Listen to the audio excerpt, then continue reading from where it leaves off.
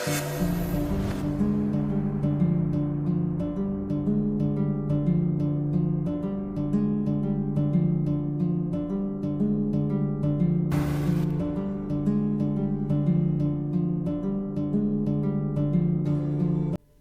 2024, sunod-sunod ang mga aligasyon ng korupsyon, maling pamamalakad at irregularidad sa mga proyektong pinondohan ng gobyerno para sa flood control sa ilalim ng administrasyon ni Pangulong Bongbong Marcos.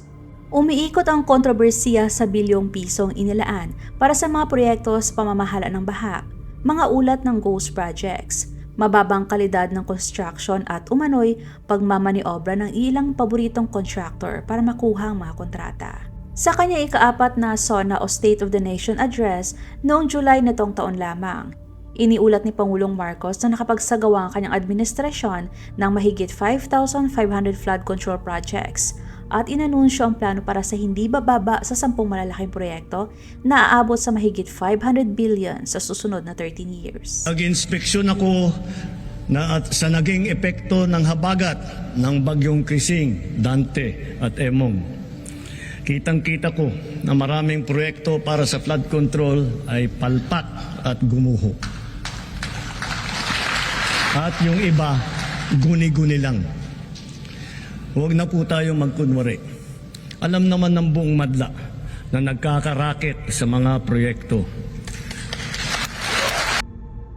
Ipinagtanggol ng DPWH o Department of Public Works and Highways ang mga proyektong ito bilang agarang hakbang upang mabawasan ang pagbaha, lalo na sa Metro Manila at Central Luzon. Ngunit inamin nilang pinalalala ng mahinang pamamahala ng basura ang problema sa pagbaha. Kalaunan, ibinasura ni Marcos ang 16.7 million na halaga ng mga flood control projects na isinama sa 2025 national budget dahil umano sa pagiging paulit-ulit at hindi tamang pagkakalagay ng mga proyekto.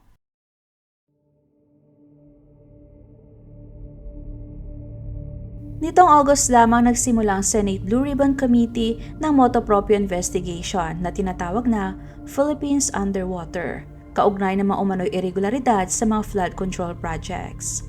Inamin ng ilang opisyal ng DPWH ang posibilidad ng mga ghost projects sa Bulacan, partikular na sa Kalumpit, Hagonoy at Malolos, kung saan ay nakakuha umano ang Wawa Builders ng 9 billion na halaga ng kontrata. Ayon kay Justice Secretary Jesus Crispin Remolla, isang abogado ang nagbigay ng impormasyon tungkol sa 5 billion ghost projects sa Central Luzon na maaaring kumita ang contractor ng halagang 40% ng proyekto. Lumabas din ang mga ulat na ang mga lisensya ng contractor na may rating na AAA at quadruple A ay inuupahan ng mas maliliit na builders na nagdudulot ng mababang kalidad ng construction. Ibinunyag din ng ilang senador na ilang contractor lamang ang nakakuha ng halos 100 billion na halaga ng kontrata, kaya lumitaw ang pangamba sa kompetisyon at transparency.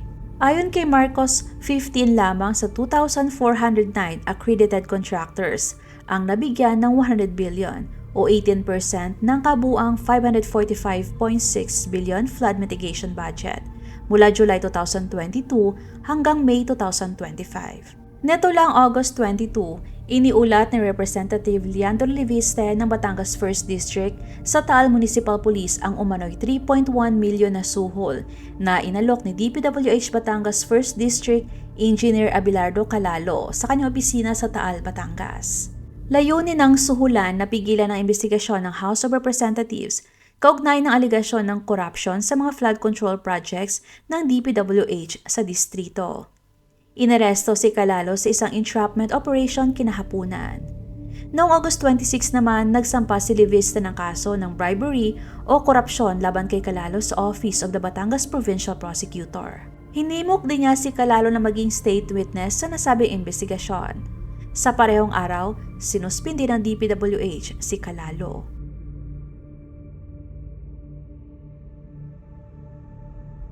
Ang mga kumpanyang pag-aari ni Sara Diskaya na kilala rin bilang si Zara Rowena Cruz at ng kanyang mister na si Curly Diskaya, ang St. Timothy Construction Corporation at Alpha and Omega General Contractor and Development Corporation ay sangkot sa mga kontrata ng gobyerno para sa flood control sa Bulacan at Iloilo.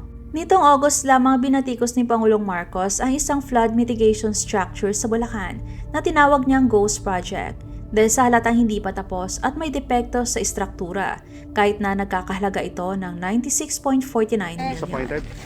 Extremely. Well, more than disappointed. I'm actually. I'm getting very angry. It's what's happening here. Dahil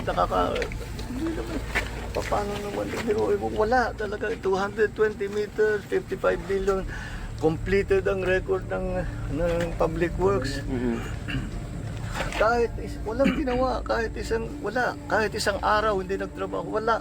Opo. Wala kang makita, puntahan ninyo, wala kayong makita kahit na ano. Tuloy-tuloy ang pagbaha doon sa kabila. So, yes. Sir? Sir? If if all of these projects were properly executed and implemented, ang laki nang nawala na problema sana sa atin at sa mga taong bayan, at saka mas magiging maayos hanggang irrigation, hanggang water supply, fresh water supply for household. Pero ito yung ginagawa nila talagang nakakapinsala pa sa mga local residents. So yes, no, I'm not disappointed, I'm angry. Gayon din iniulat ng mga lokal na opisyal sa Iloilo City na ang mga proyektong konektado sa Diskaya ay naantala o hindi natapos. Hiwalay dito nakakuha rin ng atensyon ng mag-asawang Diskaya matapos ibinunyag ng media na pagmamayari nilang humigit kumulang 40 luxury vehicles.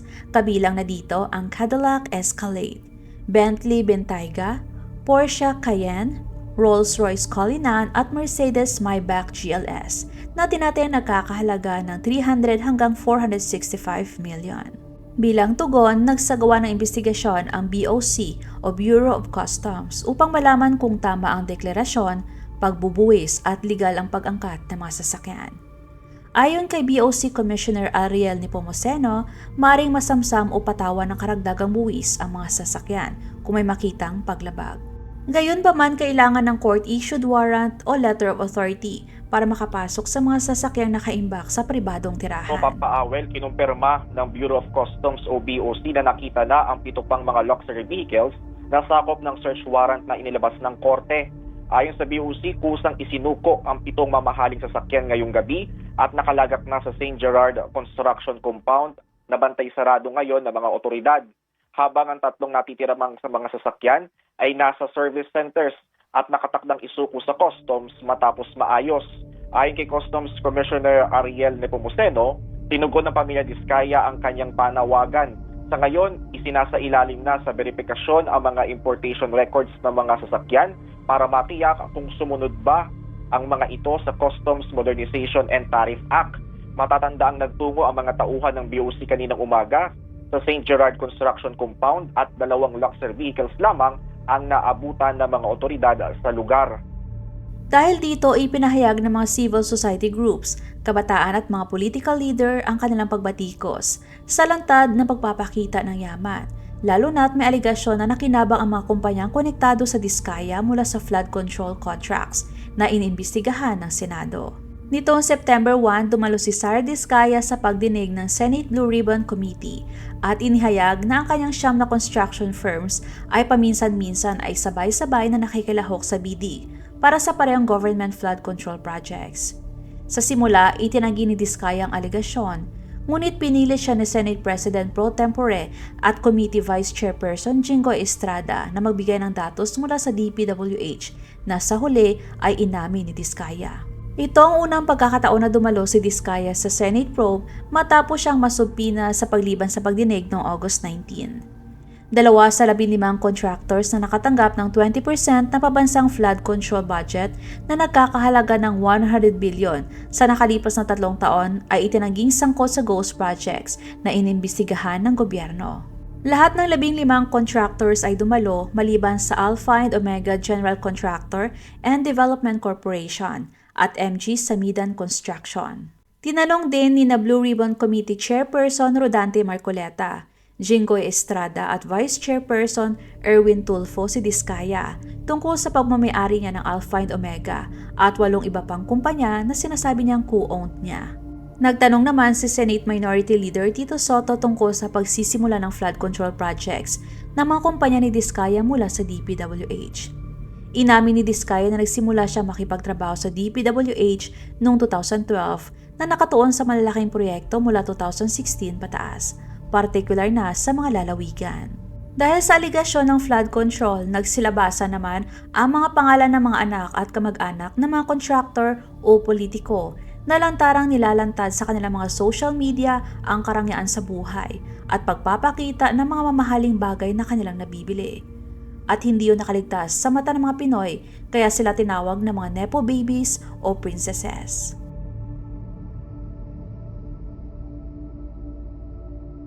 Ang Nepo ay pinaikling salita para sa nepotism na nangangahulugang pagbibigay pabor sa mga kamag-anak sa trabaho, promosyon o iba pang oportunidad. Ibig sabihin o sa madaling salita, sila yung mga tao o kamag-anak ng isang sikat, mayaman o kilalang personalidad na nakikinabang sa kasikatan o kayamanan ng kanilang mga magulang o kamag-anak. Una na nga rito at ang may pinakamatunog na pangalan na si Claudine Co, isang online influencer at singer, at anak na may-ari ng Highton Construction and Development Corporation na si Christopher Co, at pamangkin ng Ako Bicol Party List Representative at co-founder ng SunWest Incorporated na si Zaldi Co, kung saan ang kanilang mga contractor ay kabilang sa top 15 sa listahan ng Malacanang. Ang pamilya ko ay may interes sa negosyo sa construction at real estate na kinikilala bilang pangunahing tumatanggap ng mga kontrata mula sa gobyerno para sa mga infrastruktura at flood control. Nitong August lamang nakakuha siya ng malaking atensyon mula sa publiko dahil sa kanyang mga social media post na nagpapakita ng mga luxury items, private flights at iba pa na itinuturing ng mga netizens na insensitive dahil sa gitna ng patuloy na investigasyon sa mga flood control contracts.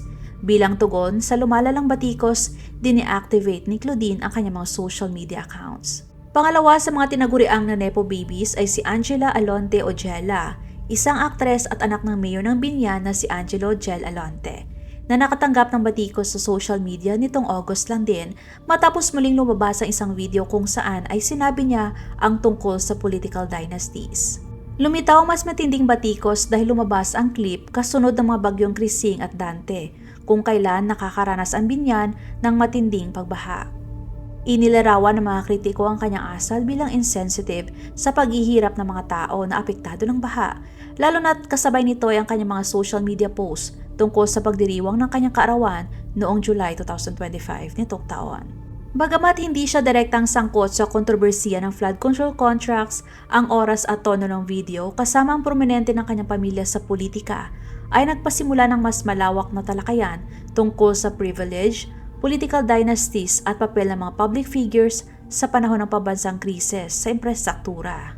Ang pangatlo ay si Jamie Cruz na anak ni Noel Cruz na may-ari ng Santo Cristo Construction and Trading Incorporated na nakabase sa Limay, Bataan na nakakuha rin ng atensyon nitong taon matapos lumabas ang isang video na nagpapakita sa kanya ng luxury Chanel bag. Nakakuha ang kumpanya ng kanyang pamilya ng hindi bababa sa 3.5 billion na halaga ng flood control projects mula sa 2022 hanggang 2024. Nagdulot ang video ng batikos sa publiko kung saan iniuugnay ng mga social media users ang mga ipinakitang luho sa pagkakasangkot ng kanyang pamilya sa flood control contracts.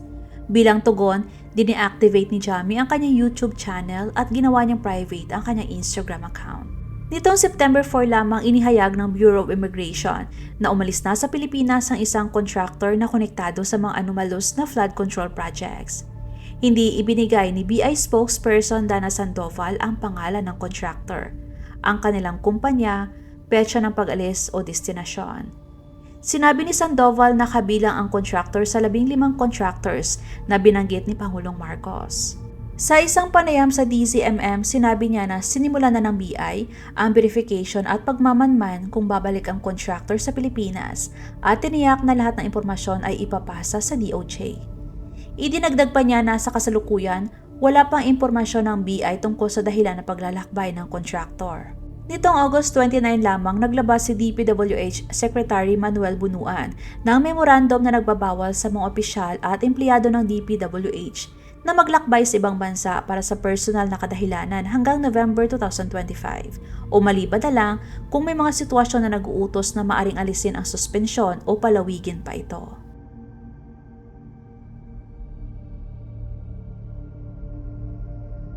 Nitong August 31 lamang ay nagbitiw si Bunuan sa kanyang posisyon, effective simula September 1. Pinalitan siya ni Vince Dizon sa pansamantalang posisyon.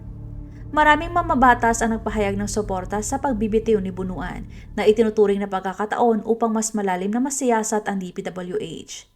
Sinabi din ni Representative Leila de Lima ng Mamamayang Liberal na kinakailangan ang pagbibitiw ng DPWH Secretary para sa isang patas na investigasyon at reforma.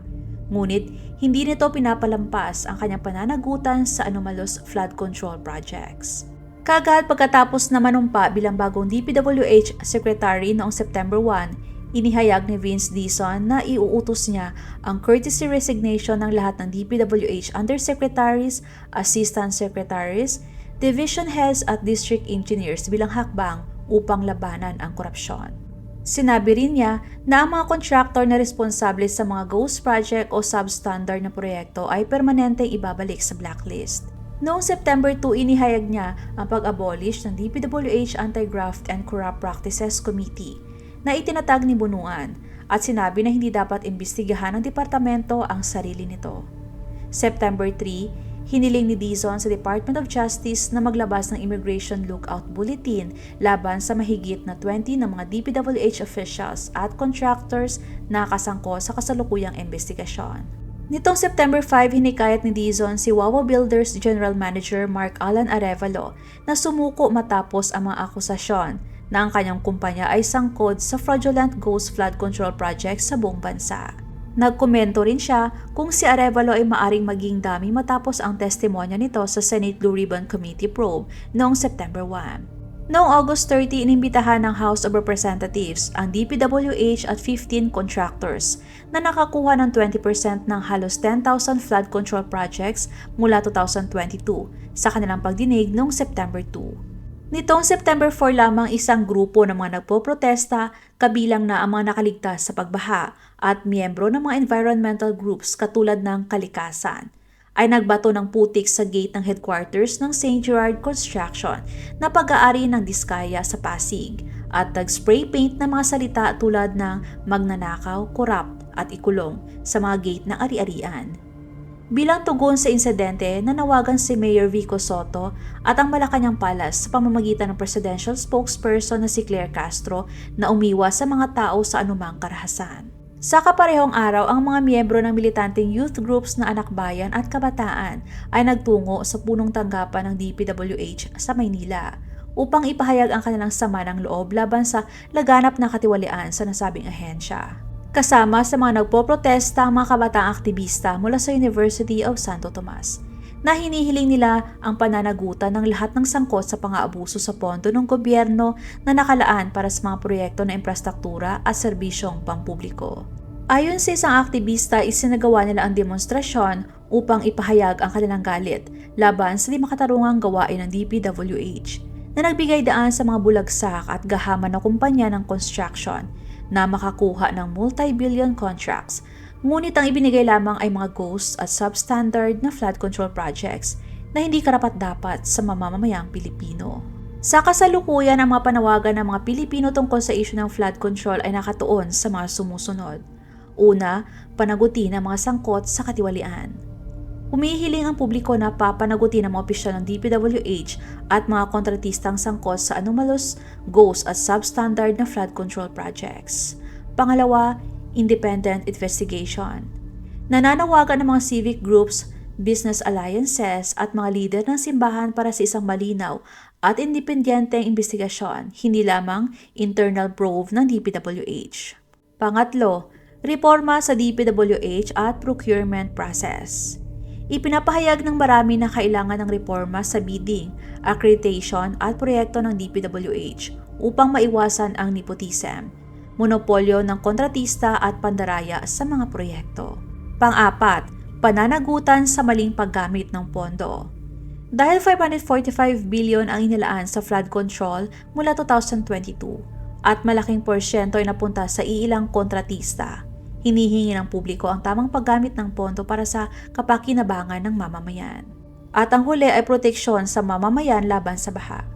Bukod sa usaping korupsyon, nananawagan din ang publiko para sa maayos, ligtas at epektibong flood control infrastructure upang maprotektahan ang mga komunidad. Sa madaling salita, katarungan, reforma at proteksyon para sa mamamayan ang pangunahing panawagan ng publiko sa kasalukuyang issue ng flood control dito sa Pilipinas.